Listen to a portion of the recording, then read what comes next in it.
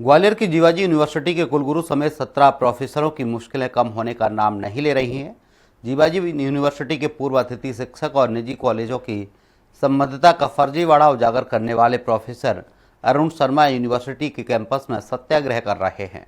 युवा कांग्रेस के प्रदेश अध्यक्ष मितेंद्र सिंह ने जीवाजी यूनिवर्सिटी पहुंचकर प्रोफेसर अरुण शर्मा के सत्याग्रह को समर्थन दिया है। उन्होंने कहा कि यूनिवर्सिटी भ्रष्टाचार का गढ़ बन गई है। जब तक कुलगुरु इस्तीफा नहीं देंगे तब तक युवा कांग्रेस और एनएसयूआई आंदोलन जारी रखेगी। वहीं प्रोफेसर अरुण शर्मा ने कहा कि जब तक कुलगुरु अविनाश तिवारी समेत यूनिवर्सिटी के दोषी प्रोफेसरों के खिलाफ कार्रवाई नहीं होती, धरना प्रदर्शन करते रहेंगे। दरअसल की 14 जनवरी को मुरैना के झुंडपुरा में फर्जी शिव शक्ति कॉलेज के संचालन के मामले में आर्थिक अपराध अन्वेषण ब्यूरो ने कुलपति प्रोफेसर अविनाश तिवारी सहित 17 प्रोफेसरों पर एफआईआर दर्ज की है। आरोप है कि 14 साल से शिव शक्ति कॉलेज का धरातल पर कोई वजूद नहीं था, फिर भी यूनिवर्सिटी के लोगों ने उसे मान्यता दी।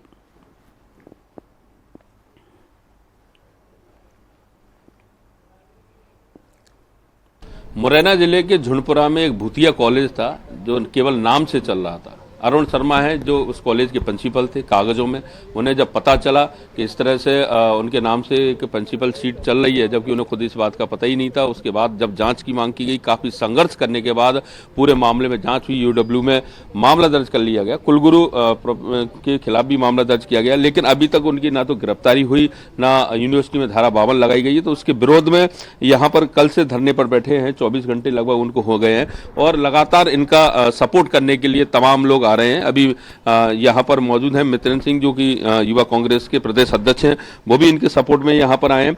क्या किस तरह से देखते हैं पूरा जो चल रहा है इस समय हालात हैं कि इतना मामला दर्ज होने के बाद भी एक कुलगुरु बकायदा शिक्षण संस्था में बैठे हुए हैं? तो इसका मतलब तो ये समझ में आ गया है कि ये सब लोग लिप्त हैं। अगर ईओडब्ल्यू द्वारा एफआईआर कर दी जा रही है और तब भी इस मुद्दे पे कोई कार्रवाई नहीं हो रही है, तो इसका मतलब सरकार का हर एक व्यक्ति उच्च से लेकर नीचे तक हर व्यक्ति इसमें लिप्त है। क्योंकि आज अगर सरकार ने ही इन पे कार्रवाई कराई है तो आज इनके खिलाफ एक्शन क्यों नहीं हो रहा है?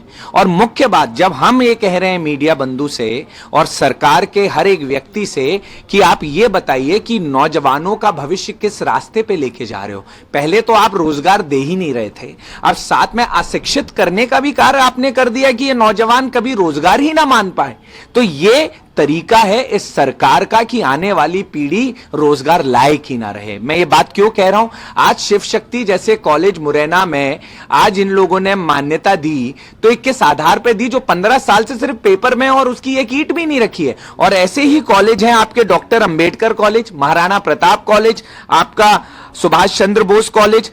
तो ये चल क्या रहा है इस प्रदेश में कि 15 साल से आप सिर्फ कागजों में अपना धन कमाने का, व्यापार बढ़ाने का काम कर रहे हैं और शिक्षा माफिया अब शिक्षा में तो गलत असर नहीं पड़ेगा कि एक कुलगुरु यहाँ पर जिन पे मामला दर्ज है, छात्र यहाँ पढ़ने आते हैं, क्या उनके मानसिक पटल पे बैठेगा कि वो कुलगुरु हैं उनके जो अपराधी हैं? तो आप इससे समझिए ना कि वो अपराधी कुलगुरु को बैठाए हुए हैं और अपराधी जब शिक्षा का व्यापार कर रहे हैं तो ये मानिए कि बच्चों का भविष्य फिर प्रदेश में कितना सुरक्षित है।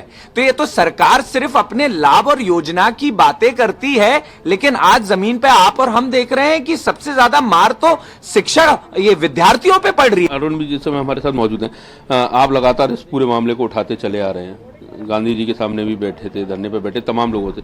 क्या लग रहा है क्यों नहीं हो पा रही है समुचित कार्रवाई, गिरफ्तारी, और क्या मांगे आपकी? और मेरी मात्र एक मांग है, 3500 करोड़ के घपले घोटाले को उजागर मैंने किया है।